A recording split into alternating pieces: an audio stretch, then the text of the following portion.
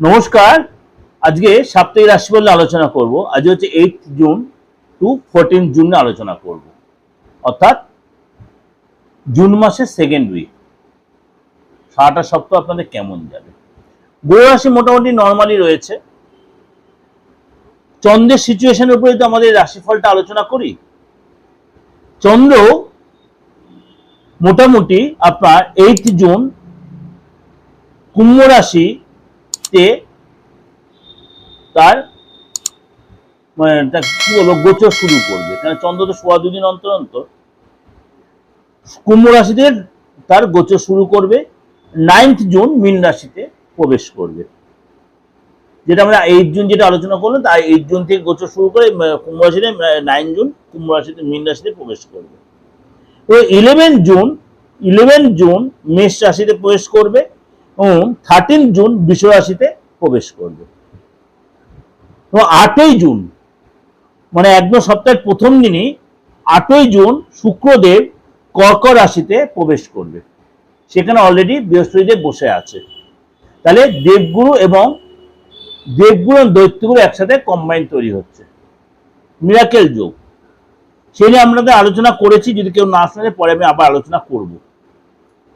এই 8ই জুন যে শুক্রদেব কর্ক রাশিতে প্রবেশ করবে, তার জন্য কিন্তু আপনার দুই মেজর গ্রহ তার কিন্তু জুতি তৈরি হবে এবং কিছু কিছু রাশির জন্য যথেষ্ট ডেভেলপ করবে, লাইফে ডেভেলপ আসবে, খুশির পরিবেশ থাকবে, মনের মধ্যে পজিটিভ একটা ভাইব্রেশন আসবে এবং এই সময় কিন্তু আপনার মানে পরিশ্রম যেটা করবেন সেটা ডেভেলপ আসবে, সব কাজে আপনি সাকসেস পাবেন। অর্থাৎ এই সপ্তাহটা আপনার জন্য কি অপেক্ষা করেছে তরুণ একটু আলোচনা করে নি। সিংহ রাশি এই সপ্তাহটা কিন্তু আপনার কেমন যাবে? সপ্তাহের শুরুতে হঠাৎ কোনো বড় খরচ হতে পারে, পুরো ব্যাপারে অর্থাৎ আপনার অর্থ কারোর থেকে ধার নিতে হতে পারে। পরিবারে কোনো ব্যক্তির শরীর নিয়ে আপনার একটু টেনশন থাকে, শরীরের ফ্যামিলির কোনো হেলথ, আপনার নিজের হেলথ নিয়ে টেনশন থাকবে।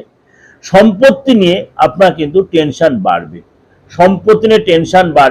এই সপ্তাহে কিন্তু আপনার জীবনে যে সমস্যাগুলো ছিল আস্তে আস্তে সেগুলো আপনার ধৈর্য ধরে মেটানোর চেষ্টা করবেন।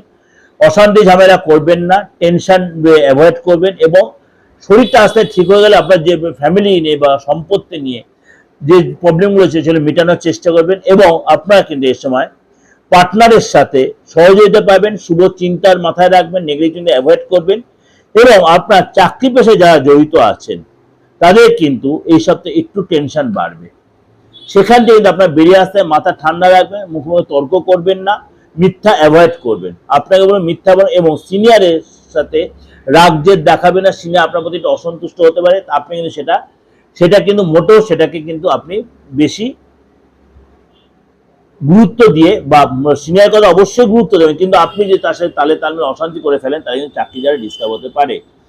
এই সময় কিন্তু আপনার প্রতিকূল পরিস্থিতিও হতে পারে, কাজের জায়গায় আর্থিক দৃষ্টিতে আপনার আপ ডাউন হতে পারে।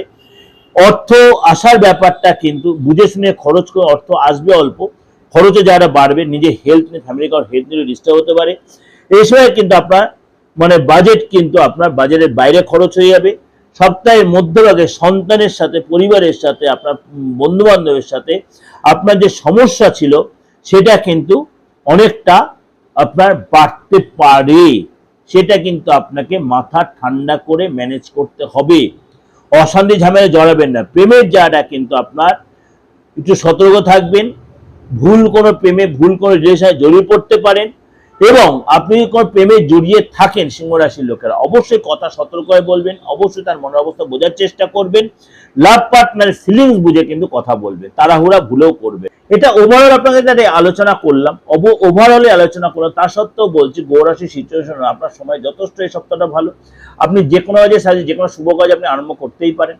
ভালো লাগলে অবশ্যই লাইক করবেন এবং তন্ত্রমতে কোনো প্রতিকারের জন্য বারবার, যেটা আপনাদের কাছে বারবার বলছি, অনেকেই আমাকে প্রতি মেসেজে দাদা আপনার সাথে যোগাযোগ করছে, আপনার সাথে যোগাযোগ করবো কি করে, গুরুজি আপনার সাথে, আমি বারবার বলছি আপনাদের সবার সেই দাদার মতোই ব্যাপার, গুরুজি এত কিছু আমাকে বলতে হবে না। আমি নিজের বাবা মা দেওয়ার নামটা ইউজ করি, কোনো মহারাজ শাস্ত্রী এসে ইউজ করি না, ওজন মনে করি না আমি, কারণ আমার কর্মের পরিচয় হচ্ছে আমার কর্ম। হ্যাঁ, এটুকু বলতে পারি যে আমি যে কাজটা করি খুব দায়িত্ব নিয়ে খুব গুরুত্ব দিয়ে করি, কেন আমি মনে করি আপনি যে কাজটার জন্য আমাকে এসেছেন এটা তো আমার মানে কি বলবো, এটা আমার দ্বারা রুটি রুজি আমার, আপনাকে করে দিলে আপনার আশীর্বাদটা পাবো, ডিভাইনের আশীর্বাদটা পাবো, এই আশা করি। আমি অনেস্টলি বলছি, বাই হার্ট বলছি মিডিয়াতে বসে। সুতরাং সেই দায়িত্বটা নিয়ে, হ্যাঁ তার জন্য কিন্তু অবশ্যই আমি নিই, আমার যেটা প্রয়োজন ততটা আমি নিই, অতিরিক্ত নিই না, খুব সাধারণভাবে মিডিয়াতে বসি।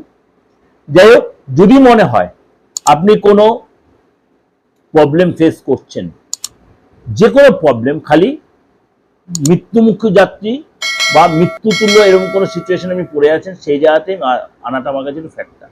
বাকি আমি চেষ্টা করি সবাইকেই অবশ্যই আমার গুরুদেবকে স্মরণ করে, আমার ডিভাইনকে স্মরণ করে, আপনি যে ধর্মের লোক হন, আমি চেষ্টা করি সেই জায়গাতে আপনাকে বের করে আনার। দীর্ঘ 30 বছর ধরে এইভাবেই করার চেষ্টা করছি।